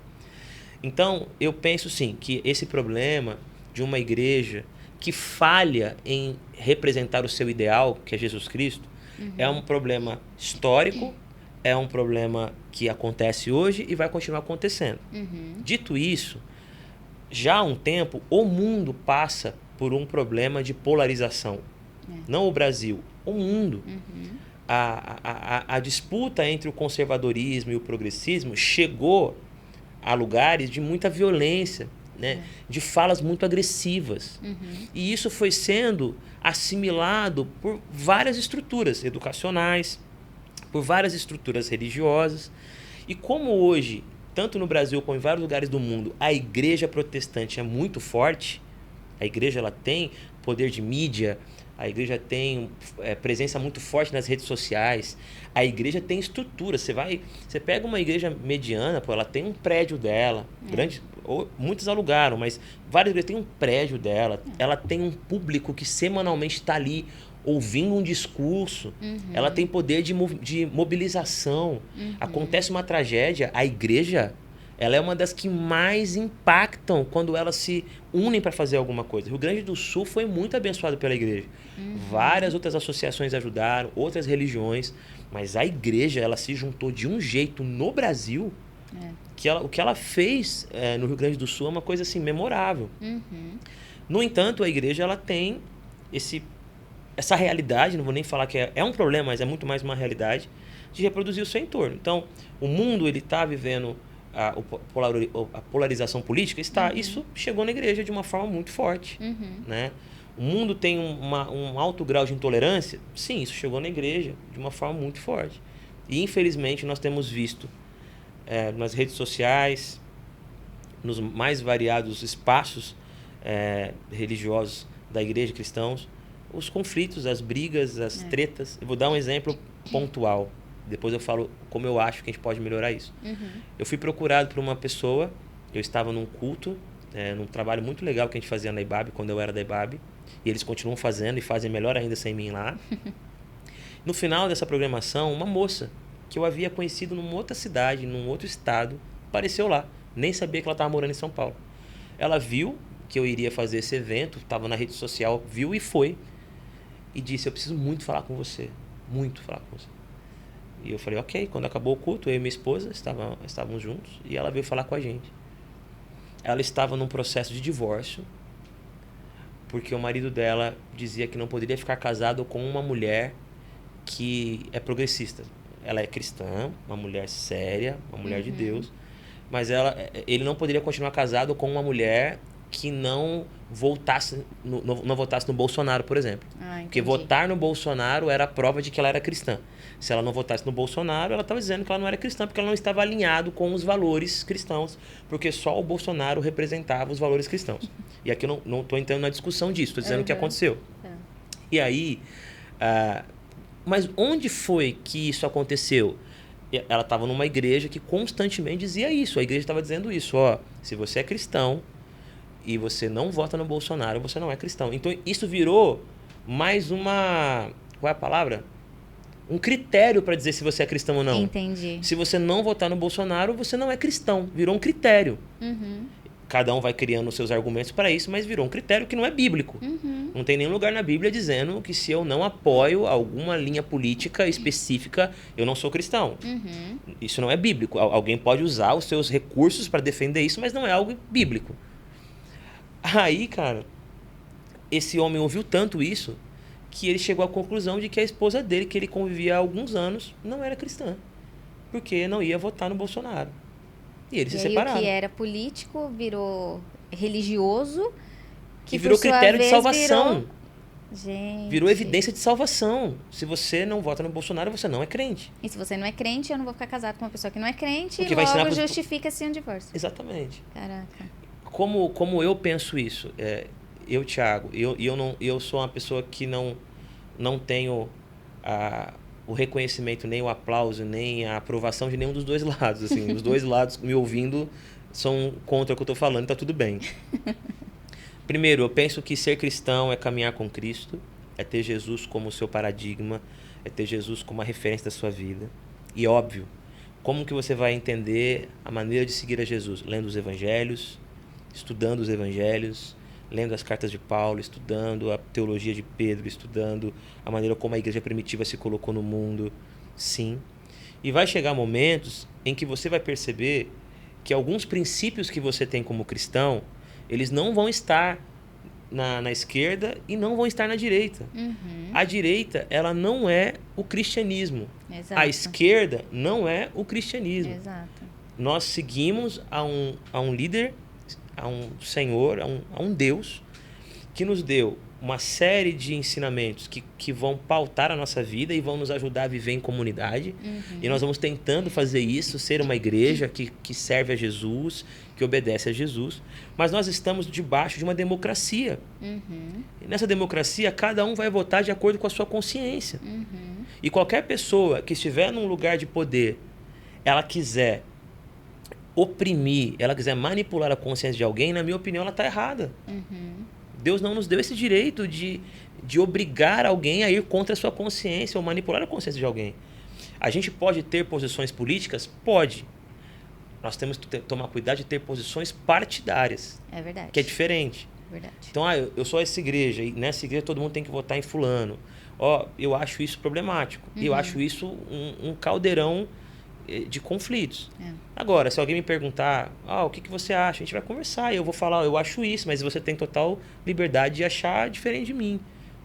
Porque eu tenho amigos incríveis que são bolsonaristas, mas são amigos que se meu filho passar mal agora em casa, é pra ele que eu vou ligar. Eu não tô nem aí se ele é bolsonarista, porque é um cara honesto, íntegro, sério, que ama Deus, que cuida da sua família, mas que por alguma razão, cara, ele acredita que é a melhor opção para ele. A gente discute, conversa e cada um se respeita. E eu tenho pessoas queridas que são progressistas. E eu as amo. E também, por exemplo, tem gente que tem uma linha política mais parecida com a minha, mas que eu jamais ligaria para levar meu filho no médico, porque é alguém que não tá nem aí para mim, nem eu vou cobrar isso dele. É alguém que tem bons ideais, mas não necessariamente tem boas práticas. Interessante. Porque a gente vai ser e seremos julgados pelas nossas práticas. Aquele que ouve as minhas palavras e não as pratica é como um insensato que construiu a sua casa sobre areia. Então a gente não vai ser julgado se tínhamos as melhores ideias. A gente vai ser julgado se nós tivermos as nossas melhores práticas. E, obviamente, as nossas práticas elas estão ligadas a alguma ideia, alguma narrativa da vida, claro. Mas eu acho que a gente está num momento difícil. O que eu tento fazer é não tomar partido. O que eu tento fazer é ouvir as pessoas. O que eu tento fazer é não me precipitar nas minhas conclusões. O que eu tento fazer é lembrar que o nosso ideal e o nosso paradigma é Jesus. O que eu tento fazer é enxergar nomes e não temas. O que eu tento fazer é andar com pessoas e não rótulos. E isso não vai ser o suficiente para mudar o mundo. Isso não vai ser o suficiente para resolver o problema. Mas é como eu vivo e é como Deus tem me dado a graça de ter bons relacionamentos que eu tenho tentado preservar, porque no final das contas é isso que vai ficar, né? Todo o restante vai virar cinza. O que vai ficar são as relações de amor. Né? O amor é essa experiência bonita que a gente vai carregar para a eternidade. Né? E sabe que grande parte desse desgaste, né, dessa polarização que acontece, eu vejo que não é necessariamente porque os líderes estão impondo qual deve ser a veia política que os membros de determinada igreja devem seguir, mas pelo simples fato de eu ou você ou qualquer outra pessoa expor aquilo que ela pensa, né? Porque o que a gente vê hoje é que eu me torno sua inimiga, não é porque eu falo que você está errado, é só porque eu falo que o que eu penso é diferente de você. Sim. Se eu falar sobre mim, o que eu penso, como eu vejo o mundo, e tudo que eu estou dizendo aqui não for o que você pensa, automaticamente nós nos tornamos inimigos, independente de qual tenha sido aqui a conversa, se é que teve conversa, que na maioria das vezes nem acontece. Então, o que eu vejo é exatamente esse o problema hoje. E para mim, isso parte muito daquela lá do comecinho, da questão de falta de identidade. Para mim, quanto mais firme eu tô na minha identidade, quanto mais convicto eu tô, quanto mais eu aprofundo nos conhecimentos para dizer com autoridade, e não é imagem de autoridade, é autoridade real sobre determinado tema, porque eu estou meditando nisso, porque eu estou pensando, porque eu estou pesquisando, porque eu estou indo a fundo nisso. Para mim, esse movimento acontece exatamente por falta disso, porque se eu tivesse realmente firme, convicta, entendendo quem eu sou, qual é o meu papel, o que eu quero deixar no mundo, como que eu quero servir, isso não seria um grande problema. Ouvir o diferente não seria um problema.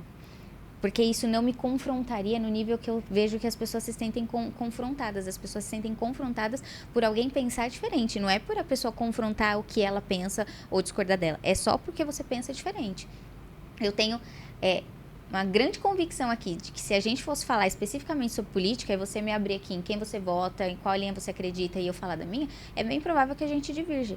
Mas isso não significa que eu não tenha que aprender com você, que eu não tenha que ouvir o que você tem para dizer. A convidada que eu recebi aqui no primeiro episódio, a Madeleine Lasco, uma jornalista, ela fala, cara, quando a gente não ouve o diferente, a gente emburrece. Sim. E eu tomei isso, eu acho que ela conseguiu traduzir o que eu pensava e é muito real. A gente emburrece quando a gente não se dispõe a ouvir o diferente. Porque eu acho que das duas, ou você reafirma que aquilo que você está dizendo que acredita é realmente isso, ou você descobre que você estava errado. Eu acho que de qualquer jeito tá legal, de qualquer jeito foi positivo, de qualquer jeito a gente cresce, sabe?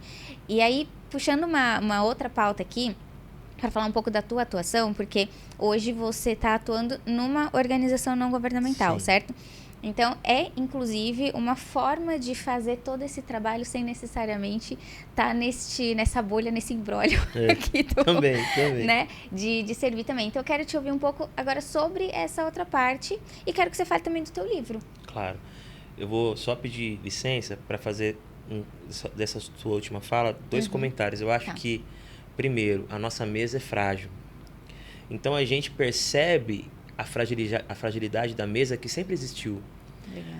Então, às vezes a dificuldade de ouvir o outro é porque a gente nunca ouviu o outro. A mesa era frágil, a gente falava de muitas coisas, a gente se encontrava para distrair, mas num lugar muito superficial. E quando a realidade do nosso entorno obrigou que as conversas fossem mais profundas, quando a realidade nos obrigou a tocar em temas mais sensíveis, a gente percebeu que essa mesa nunca existiu. Porque aonde há afetividade de mesa, nós conseguimos suportar melhor a opinião do outro. Porque existe uma relação intermediando tudo isso. Existe uma amizade, existe um respeito mútuo, existe uma história. Mas muitas mesas perceberam a sua fragilidade quando esses temas começaram a florescer, né? E a segunda coisa que eu queria dizer pelo menos a minha experiência na rede social, por exemplo. Eu concordo plenamente de que quando a gente tem uma identidade bem estabelecida, a gente vai ter mais facilidade de discordar sem se odiar. Isso para mim é uma premissa. Mas o que eu percebo é que normalmente os nossos pontos de tensões, eles surgem de opiniões que estão reproduzindo alguma coisa maior. Que tem a ver com o que você falou. Muitas pessoas querem uma resposta pronta. Então, por exemplo, quando eu digo, eu sou um líder religioso, eu não sou o seu líder religioso, eu sou um líder religioso de algum lugar. E eu digo lá, no meu espaço de poder, que quem vota no Lula não é crente. E eu assimilei aquilo porque você representa Deus, você é um líder religioso, você fala em nome de Deus. Se eu assimilo isso e alguém do meu lado vota no Lula, eu não vou conseguir conversar com ele. Porque ele votar no Lula não é mais uma opção política. Ele está, naquele momento, fazendo um movimento de profanação. Ele está cometendo um pecado grave, porque eu aprendi da mesma maneira. Se alguém diz assim, é impossível ser cristão e votar no Bolsonaro.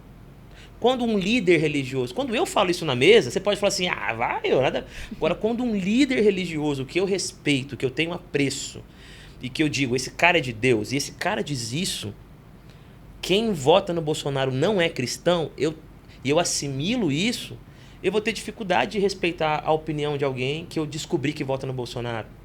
Porque automaticamente a minha cabeça que assimilou essa informação que veio de uma liderança, que veio de uma fala vertical, é que aquela pessoa não é crente. Ela não é cristã. Acabou. Não tem... uma das estratégias do Hitler para conseguir convencer a Alemanha, claro, não foi toda a Alemanha, mas convencer grande parte da Alemanha de que o extermínio dos judeus era algo que fazia sentido, porque o Hitler só conseguiu fazer isso porque houve concordância, Exato. Porque houve aprovação. Acima porque de tudo, ele foi um excelente comunicador. É isso. Ele conseguiu desumanizar o judeu. Ele começou a fazer uma série de ações de marketing, ele conseguiu fazer várias... Não só ele, né? Todo o entorno dele, os profissionais dele. Ele começou a criar mentiras, falar que judeu comia carne. Ele foi criando uma coisa que um homem olhava para um judeu, ele não era judeu, não era um ser humano. Então, matar alguém que não é um ser humano não é um grande problema. Então, como é que eu conseguia não respeitar um judeu? Como é que eu conseguia não falar? Porque ele não era um ser humano para mim. E é isso que a intolerância faz. O que a intolerância faz quando eu, no meu poder, no meu lugar, eu estou falando de gente que tem lugar de poder, seja ele na religião, seja ele na política. Se eu, no meu lugar de poder, eu lanço um discurso que desumaniza alguém, eu estou dando o primeiro passo para a intolerância e para a violência desmedida, porque aquela pessoa não é gente. Ela não é gente. Então, se eu não consigo ver como um ser humano, não tem diálogo, não tem conversa. As poucas vezes que eu me arrisquei, e eu falo, não porque eu fujo disso, não é natural para mim, mas as poucas vezes que eu me arrisquei a escrever alguma coisa mais política, e nunca foi dizendo é melhor esse que aquele, nunca fiz isso, o que eu recebia de resposta era de um nível de ódio... É chocante, né? Não, de um nível de ódio que você fala assim, de onde vem isso? Isso vem de falas, isso vem de lideranças, isso vem de posicionamentos que colocam no coração das pessoas uma sensação de ser justiceiro. Grulha, você está se perdendo, hein, Grulha? Você está se perdendo, cara. Me convidaram para cantar num evento que iria fazer um movimento contra o Bolsonaro. Vários cantores. Eu não aceitei. Eu falei, não é o meu jeito de agir. Cara, a pessoa que me convidou, ela estava toda feliz me convidando. Quando terminou a conversa, ela disse que eu não era ser humano. Ela ficou... O meu não para ela foi tão terrível que no final ela me dizia que eu não era um ser humano. Porque eu não me preocupava com quem estava sendo atingido com isso e tal. Eu virei de um cara legal para uma pessoa que não era um ser humano. Depois de um tempo ela pediu desculpa, mas é isso que acontece, é nesse nível. Cara, que louco isso, meu Então, Deus. dizer que nós queremos dialogar pressupõe uma coisa: o outro é ser humano, o outro é a imagem de Deus. Se eu não tiver esses pressupostos, não tem diálogo. Tem mentira, tem teatro. Eu te escuto aqui, tá bom, tá. Mas quando eu viro as costas, eu acabo com você. Eu evito te encontrar de novo. Não tem diálogo onde não há a sensação de que eu estou com um ser humano, que é a imagem de Deus, e por quem Cristo morreu. Se eu não tenho o mínimo desse pressuposto na minha alma, não tem diálogo. Na minha opinião, né? Caraca, isso é muito real. Eu já fiz algum... E não foi nem posicionamento político, tá? Eu fiz, assim, para aproveitar o hype, fiz uma análise de posicionamento de candidatos. Já foi o suficiente para... E a análise absolutamente imparcial, assim, ó. Aqui ele tá com a roupa tal, isso aqui. Aí ele se portou assim, como ele falou isso, o arquétipo deste jeito, suficiente para... E é engraçado que até a última vez que eu fiz isso foi na eleição de Lula versus Bolsonaro, né? Que foi o auge da polarização. E aí eu fiz primeiro do Bolsonaro, e todo mundo sabia. Tá vendo? Sabia que ela era bolsonarista, que não sei o que, não sei o que. No dia seguinte eu fiz do Lula. Tá vendo? Sabia que ela votava no Lula. Eu falei, gente, muito bom que a pessoa não se deu ao trabalho de ver o post anterior, porque exatamente a mesma linha e os comentários são exatamente iguais, porém diferentes. Isso até me lembrou uma coisa, que eu cresci numa igreja muito tradicional, e eu sempre fui um pouco polêmica, digamos assim, porque algumas coisas eu não concordava e, pintar unha, usar maquiagem, essas coisas que a igreja muito tradicional tem, né? Só que, olha só que coisa, quando eu comecei, eu trabalhei com o pessoal da música há muito tempo, então a gente ia em muitas igrejas e tal, aí tem igreja que é muito, aí tem igreja que é mais tranquila e tal, e eu sempre fui me adaptando, porque pra mim isso não era um problema. E aí eu me deparei em muitos momentos, com muitas discussões, Assim, mas você não tem que abrir mão disso porque você vai se descaracterizar por causa do outro. Aí o outro fala assim, não, mas você não pode usar porque isso vai ferir as pessoas, porque não sei o quê. E eu falo, cara, assim, eu não vou entrar nessa discussão, sabe por quê? Porque o que eu vejo é, na verdade, dois lados cometendo os mesmos erros, só cada um olhando uma face da moeda, sabe? Mas se eu brigar com você por conta disso, eu estou exatamente como você. A diferença é que nós estamos em lados diferentes da mesa, mas o nosso comportamento, a nossa atitude, nossa finalidade ali é exatamente a mesma. E é muito louco porque a pessoa não, as pessoas nesse afã de combater, ela não enxerga que ela está exatamente no mesmo lugar da pessoa que ela está fortemente combatendo. Sim. Ela não consegue ver que tá isso. Por quê? Porque as paixões estão muito afloradas. Acho que tá faltando a gente silenciar um pouquinho, né? Essa comunicação que você falou, essa comunicação nossa com a gente mesmo. É baixar um pouquinho a bola, deixar a gente ouvir um pouquinho mais. Tá, eu tô lendo... Você já deve ter ouvido falar um devocional do Rick Warren, que chama Uma Vida com Propósitos, Sim. né? Tô no dia 30 e poucos desse devocional. E esses últimos dias foram os que estão mais... Acho que tem muito a ver com o meu momento, então tá pegando mais. E uma das coisas que ele fala ali é que você... Ele fala pra você não perder tempo com coisas que não nascem do seu coração, sabe? E aí ele fala assim, quantas vezes você faz um monte de atividades para depois você perceber que não era aquilo que queimava no seu coração. E aí ele fala assim, que a vida com propósitos, né? Então a ideia do livro é te conduzir a entender qual é o teu propósito na Terra. E aí ele fala assim, o teu propósito, ele tá muito relacionado àquilo que Deus colocou no seu coração. A questão é que a gente não para ouvir o que tá no nosso coração. Ele fala assim, quando você faz uma atividade que cara, você sente que aquilo te queima o coração, aquilo você gosta de fazer, te dá prazer de fazer, ele fala, Deus não vai te colocar para cumprir o seu propósito através de uma atividade que ele não te colocou o amor por aquilo antes. Só que a gente não para se ouvir. Aí a gente cai nesse lugar de sair absorvendo tudo e reproduzindo as coisas sem parar, masterizar, fazer esses questionamentos internos. E, nossa, eu falo porque eu passei por isso no passado. E quando você vai ver, você tá num imbróglio que você fala, Nem tem a ver comigo, nem tem a ver Exato, comigo. não, eu não queria nada disso. Por que eu tô fazendo isso? Por que eu me coloquei nesse lugar? Eu não gosto, nunca quis. O que aconteceu? Sabe? Mas é isso, eu acho que falta a gente parar pra se ouvir. Nesse mar de... Ai, e assim, são todos... Parece que hoje todos os assuntos sensíveis, eles estão meio que juntos e misturados e tá tudo causando um alvoroço meio que junto, né? Pra quem não é dessa bolha evangélica, talvez não perceba tanto... Mas eu fiquei... Gente, eu nunca vi tanta da polêmica do meio gospel rolando na internet, sabe? Eu nunca vi esse tanto de coisa. E o volume, né? É muita coisa acontecendo. E mistura com política, mistura com religião, e mistura com... E aí vai virando uma coisa, assim, que a gente não se dá espaço pra falar, cara, peraí, deixa eu respirar aqui. Sim. Será que eu concordo mesmo? Tem a ver comigo mesmo. Isso faz... Fui eu que pensei isso, aí volto pra tua fala lá no começo, porque foi essas reflexões todas que eu fiz a partir disso que você falou. O que eu escuto é o que eu penso. Sabe? Será que eu tô escutando isso aqui só pra me convencer de um negócio que na verdade não é o que eu penso? Sabe?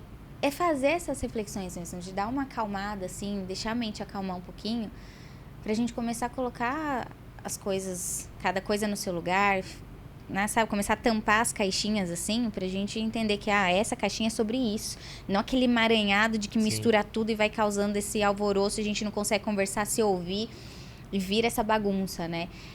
Acho que tem um pouco disso. Mas você perguntou, quero te ouvir sobre a ONG. Vamos lá. Eu fiquei 4 anos trabalhando numa igreja em São Paulo, chama IBAB, como você já disse.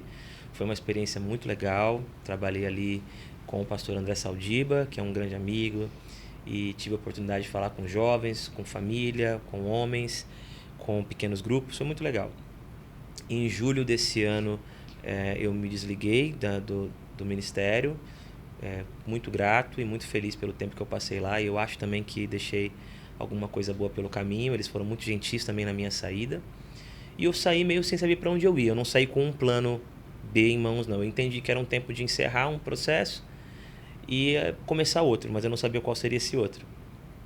E nesse meio tempo eu recebi uma proposta de uma conversa com o diretor da Visão Mundial, que é o Thiago Crucite, e ele me chamou para a sala dele e falou, soube que você está saindo da IBAB E eu estou precisando, nesse momento da nossa caminhada com a Visão Mundial, de alguém para ocupar um lugar de relacionamento com as igrejas, né? Já tem o reverendo Wagner que faz isso, mas a gente queria mais alguém que tivesse um pouco mais de trânsito, como você também canta, você prega em outras igrejas. Eu acho que você seria um bom nome para fazer essa aproximação. Então, eu não sou alguém do terceiro setor. Eu não sou alguém que conheço ONG, eu não sou alguém que passou a minha vida ocupado com esse caminho, né, que a ONG propõe. Mesmo que eu sempre fui alguém de trabalho social, desenvolvi ministério na Fundação Casa, antiga FEBEM, já trabalhei em projetos missionários na penitenciária. Então, sempre tive esse coração a serviço das pessoas com maiores necessidades ou com questões sociais mais sensíveis, mas nunca fui do terceiro setor. Mas quando ele me explicou o que era a Visão Mundial, ela é a maior organização cristã do mundo. Eu já conhecia a Visão Mundial, eu já havia participado de eventos da Visão Mundial. A Visão Mundial ela tem uma expertise muito grande em resposta às emergências. Isso no mundo. Legal. Então, sempre que tem uma tragédia, sempre tem uma situação que envolve uma cidade, um país, a Visão Mundial no mundo, ela sempre tem uma ação bem concreta e bem rápida. Então, eu já tinha participado de eventos com a Visão Mundial para arrecadar valor, para mandar para países que sofreram, por exemplo, com tsunami e outras coisas assim. E aí ele me convidou para participar da Visão Mundial como essa pessoa de contato com as igrejas. Já conhecia a Visão Mundial, mas mergulhei mais. A Visão Mundial tem projetos espalhados pelo país, ela trabalha com crianças em situação de vulnerabilidade. Ela tem uma proposta que nasceu com a Visão Mundial e que hoje é conhecida em quase todas as ONGs, que é o apadrinhamento. Então, quem começou isso foi a Visão Mundial. Foi ela que entendeu que ela poderia ser uma ponte entre alguém que quer ajudar e uma criança que precisa ser ajudada. Então, a Visão Mundial ela tem esse sistema de cuidado em que você apadrinha uma criança. Atualmente é o Apadrinha, o nome do projeto. Com R$60 por mês, você apadrinha uma criança. Essa criança, com esse valor, com esse estímulo financeiro, ela é conduzida a uma série de projetos. Então, ela pode participar de projetos de futebol, participar de projetos de dança, de projetos culturais, ela tem acompanhamento médico. Nossa, então, com um recurso que não é tão grande, a Visão Mundial consegue fazer muita coisa, de acordo com a necessidade de cada região, de cada experiência específica ali da criança. A Visão Mundial ela tem uma presença muito forte no Amazonas, ali com os ribeirinhos e ações ali na região. Ela trabalha muito com a questão da luta pelo clima. Ela tem uma série de ações para o enfrentamento da poluição, o cuidado com a Amazônia. A Visão Mundial ela tem projetos muito bons ali nas comunidades mais pobres de Fortaleza, considerados lugares com menor IDH. A Visão Mundial também, no decorrer do tempo, ela também trabalha muito na área de advocacy. Não é uma área que eu conheço muito bem, você pode chamar alguém da Visão Mundial mais preparado do que eu. Mas o que seria isso?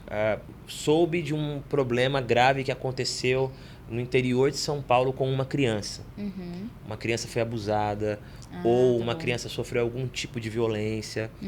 A Visão Mundial foi acessada. A Visão Mundial ela tem uma estrutura jurídica para ir até lá e tentar desenvolver junto com a família, junto com aquela região, alguma coisa que não apenas cuide daquela criança, mas se torne um projeto de lei. Se torne algum tipo de ação coletiva que traga prevenção com aquilo que aconteceu. Então, a Visão Mundial ela já alcançou milhões de crianças apenas com os seus projetos de advocacy. Com leis e com incentivos que fizeram com que empresas, que fizeram com que prefeituras precisassem incluir no seu orçamento ações, programas e projetos que beneficiem as crianças, né? Então, a Visão Mundial tem uma ação bem abrangente. Que legal. Eu não conhecia a Visão Mundial, conheci através de você. Que legal, que bom. Mas me parecem ações bem bacanas. Vamos deixar aqui, Viadinho, o @ da Visão Mundial, tá bom? Para o pessoal conhecer o projeto, eu entrei hoje, antes da gente começar aqui, tem um post lá fixado falando de quais são as Sim, frentes de atuação. Então, exatamente, ajudar o pessoal a ótimo. conhecer, saber como ajudar, tem link na bio, tudo que eu vi. Perfeito. Então, já deixa aqui pra vocês conhecerem, beleza? Show. E me conta do teu livro, quero saber do livro também. Eu tenho uma atuação muito constante nas redes sociais escrevendo. Isso é de longa data. Inclusive, são textos muito bons, tá? Obrigado. Fica a dica para vocês realmente lerem de verdade, não bater o olho, sabe? Porque Obrigado. sempre me traz várias reflexões muito bacanas. Que legal. Eu comecei a escrever assim na adolescência e foi uma experiência marcante, porque eu estava no colégio lá em São Miguel Paulista, uma colega que era sempre muito solar, animada, expansiva, entrou meio calada, meio quieta. Eu estranhei o comportamento dela, e ela sentava no fundo, eu fui até lá, a Silvana, e perguntei como ela estava. Ela falou algumas coisas, mas ela não quis se abrir muito e eu respeitei. E aí eu fui pra minha carteira e fiquei com aquela imagem, né, de alguém que não quer se abrir, de alguém que tem medo de falar. E eu escrevi uma poesia, assim, me veio uma ideia. E eu escrevi uma poesia sobre uma flor que tinha medo do vento. Que por mais que o vento não tivesse a intenção de feri-la, ela sabia que algumas pétalas poderiam ir embora se ele fosse um pouco mais forte, que ela perderia o equilíbrio. E eu escrevi sobre isso, assim, bem simples assim, mas escrevi e fui até a mesa dela e falei: eu sei que você não quer conversar, mas eu posso ler algo para você? Ah, pode. E aí quando eu terminei de ler a poesia, ela estava chorando. E ali eu entendi uma vocação que eu tenho, um chamado de Deus, que é ajudar as pessoas a encontrarem um jeito de desfazer o nó. Ajudar as pessoas a encontrarem as palavras que não apenas tragam consolo, mas que as ajudem a entender a profundidade da sua dor. Eu achei que eu poderia contribuir oferecendo histórias, oferecendo imagens, oferecendo frases que as conectassem com a própria experiência. E aí eu comecei a escrever. Na época eu escrevia e-mail, então eu tinha um grupo de e-mail, mandava e-mail para os amigos com vários textos. Caraca, que legal. Aí depois surgiu o Orkut, comecei a escrever no Orkut, então eu tinha comunidade, escrevia no Orkut. Fui pro Facebook, também escrevia no Facebook e no Twitter, sempre, todo dia, frases no Twitter. E depois o Instagram, eu também, mesmo que seja um aplicativo, né, para fotografia e tal, eu acabei usando para escrever e nunca mais parei. E aí, nesse meio tempo, de várias pessoas acompanhando, dando feedback, compartilhando, um amigo meu me ajudou a transformar grande parte desses textos em um livro. Então, esse livro, ele é o apanhado, é a reunião de diversas experiências que eu tive com textos. Então, quais foram os textos mais lidos? Quais foram os textos mais compartilhados? Quais foram os textos que tiveram as reações, assim, mais profundas, mais marcantes? E aí um amigo meu, o pastor Marcos Davi, ele fez uma seleção de textos, então foi ele que selecionou, não fui eu. Eu não me lembro quantos textos são, acho que são 170 textos, não sei. Deixa eu ver até o fim. Talvez menos. 135. 135 textos ele Ai, selecionou. Que linda essa imagem. E aí ele dividiu em sessões: espiritualidade, oração, crescimento pessoal. Orações. Nossa, lindos esses desenhos dele. E aí um outro amigo, o Alexandre, que trabalha junto com o pastor Marcos Davi, se responsabilizou por fazer as ilustrações. Ai, sério? Olha só. E aí então o livro tem várias ilustrações bem bonitas, bem legais. É uma proposta diferente, ele tem um tamanho um pouco diferente, um papel um pouco diferente. É isso que eu ia falar, todas as páginas são de crochê, tá, né, gente? E outra coisa legal, ele juntou texto e música. Então, no começo... O que você falou, eu cheguei na página aqui, ó. No começo de cada sessão, ele colocou um QR Code com uma canção minha. Então, a pessoa vai lá, acessa, vai direto pro YouTube. Somos iguais. E escuta alguma das minhas canções. Um livro foi lançado em março. Vai fazer um ano agora do lançamento dele. Foi muito legal, tem sido muito bom receber o retorno dos leitores e leitoras. Nossa, muito legal. É uma coisa simples, leve, é um sopro. É isso, dá pra ser quase um devocional, assim, Sim. Né? Porque tem tantos textos legais que trazem reflexões que dá pra ficar um bom tempo, viu? Aquela coisa de você ler, reler e volta. Não li o livro, mas como eu leio no Instagram, então Que legal. Tô pegando dali de referência. E muito legal que tenha as músicas também. Quantas músicas você já escreveu? Você sabe? Eu acho que ao todo eu devo ter escrito umas 100, não. sei lá, umas 80 canções, porque eu tenho 5 CDs. Todos eles têm, a grande maioria são músicas minhas, né? Uhum. E tem outros cantores que gravaram músicas minhas, né? O Baruch, Eduardo Silvana, o próprio Leonardo Gonçalves gravou um dueto com a Tatiana Costa, uma música minha. Uhum. Então eu diria que eu devo ter assim, umas 80 canções assim escritas. Nossa, que legal. Tiago, infelizmente estamos no finzinho aqui do nosso papo, mas eu queria te pedir para você, pra gente arrematar aqui a conversa, para você deixar aqui, aí você pode escolher se você quer um texto seu, talvez até algum daqui, algum poema que você se lembre, mas que você deixasse uma mensagem final aqui para essa conversa, para quem está ouvindo, para mim e para quem está ouvindo. Ok. Uma das coisas que eu tenho vivido na Visão Mundial tem sido fazer devocionais. Nós temos um devocional diário em áudio. Então todo legal. dia tem um áudio que a gente dispara.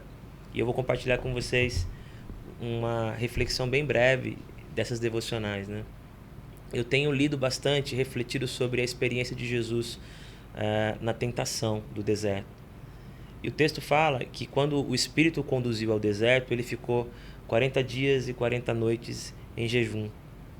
E depois ele teve fome. E eu fiquei um pouco frustrado com essa narrativa, porque eu imaginava assim, o próprio Deus, o Emmanuel, depois de passar 40 dias e 40 noites em jejum, o resultado disso vai ser algo sobrenatural, vai ser algo incrível. O cara ficou 40 dias e 40 noites sem comer, mano. E o que o texto fala é que ele teve fome. E isso me lembra que a nossa espiritualidade jamais vai anular a nossa humanidade. Pelo contrário, o ápice da nossa espiritualidade é lembrar qual é a nossa humanidade. Então, Jesus ter fome não foi um problema, foi um resultado. Foi para mostrar para nós de que o jejum não é construir um castelo para ficar distante da realidade da vida. O jejum é se preparar para encarar essa realidade e lembrar que não só de pão viverá o homem, de toda palavra que procede da boca de Deus. Então, sentir fome, sentir sede, não é um problema, porque isso faz parte da nossa natureza. A grande verdade o problema é o que eu faço com a minha vida por causa disso. Jesus sentiu fome, mas jamais ouviu a voz do diabo para matar a fome que ele sentia. Se a gente negligencia a nossa necessidade, a gente esquece que o inimigo quer fazer exatamente isso. Fazer com que a gente se esqueça que elas são naturais, que elas fazem parte da vida e que Deus vai nos dar as condições de lidar com elas. E Ele vai te dar uma série de recursos, uma série de artimanhas para que você faça o que você não deve fazer com uma fome legítima, né? E eu termino dizendo que quando Jesus não transformou a pedra em pão, o que Ele quis dizer é: eu não vou escolher a mim mesmo em detrimento dos outros. Isso é pecado. Pecado é escolher a mim mesmo em detrimento dos outros. Eu sei que se eu matar a minha fome desse jeito, eu sei que se eu fizer isso da forma errada, eu vou me distanciar do propósito que eu tenho, eu vou me distanciar da vontade de Deus para a minha vida. Então é isso. As nossas fomes são legítimas, as nossas necessidades são reais, mas a maneira como eu encaro tudo isso e a maneira como me comporto diante delas vai fazer com que eu me afaste ou me aproxime da vontade de Deus. É isso. Uau! Gostei. Esse devocional vocês fazem com a equipe interna? Não, na verdade tanto tá no Spotify, quanto você pode fazer parte do canal do WhatsApp e você recebe todo dia. Ah, que legal. A gente pode deixar aqui. Me manda o link que a gente consegue deixar na descrição. Legal. Show?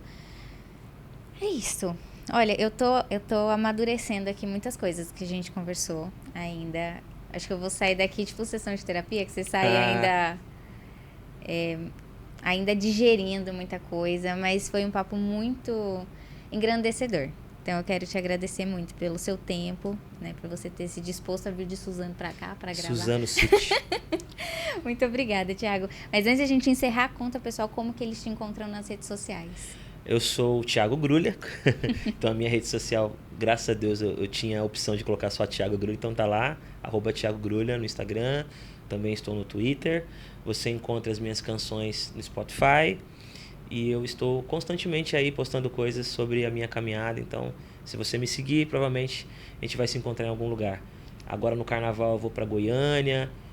Estou sempre aqui no interior de São Paulo. Então, de onde você estiver assistindo, é bem provável que em algum momento, se você quiser, a gente pode se encontrar. Um abraço. Show de bola. E você também me encontra nas redes sociais como Fernanda Emboaba, do jeitinho que tá aqui no GC. Em todas as redes sociais tá exatamente desse jeito você me encontra, tá bom? E por aqui, nesse canal, todas as quintas-feiras, às 19 horas, nós temos um novo episódio do Fernanda Emboaba Talk Show, sempre com um convidado pra lá de especial. Porque pode parecer clichê e jargão, mas vamos combinar que se você chegou até aqui, você ouviu tudo que a gente conversou, você concorda comigo que os convidados são pra lá de especiais, não é mesmo? E além do talk show, aqui nesse canal também eu publico outros vídeos falando também sobre esse universo de posicionamento, comunicação, imagem e alguns devaneios meus a respeito da vida, de produtividade, de empreender e de outras coisas. Então, se você não está inscrito, já se inscreve no canal, deixa aqui o seu like e, claro, você já sabe, ativa as notificações, assim toda vez que eu publicar um vídeo novo, você recebe uma notificação do YouTube, tá bom? Já põe na agenda, quinta-feira, na próxima quinta-feira, às 19 horas, tem um novo episódio. Eu te espero, até lá. Quero te deixar essa lembrancinha. Vou ganhar lembrancinha. Pra agradecer pelo seu tempo. Que legal. De estar aqui, tá bom? Espero que você também goste. Presentinho pra você. Sim, obrigada. Gente, vou te falar que tem uma coisa que eu gosto de ganhar livro. Sério? Já Espero que você goste. acho que desde 2020, mais ou menos, aniversário, amigo secreto, sempre eu coloco o livro. De presente. Nossa, Quer dizer, que não lindo. toma café, mas você pode tomar um chá. Nossa, que lindo, que bom gosto. Artesanal. Lindo, bom gosto Valorizar demais. o trabalho também da Thaís, que faz isso aqui tudo na mão, bonitinho, Nossa, fica lindo. 12 horas no forno. Não vai ficar comigo, né? Porque a Ariane vai ver isso aqui e já era. Ela toma café? Ama. Ah, então pronto. Resolvemos a questão. Ela Porque assim, toma. dá pra tomar chá? Dá, mas eu acho que é pouca quantidade de chá que vai caber aí dentro.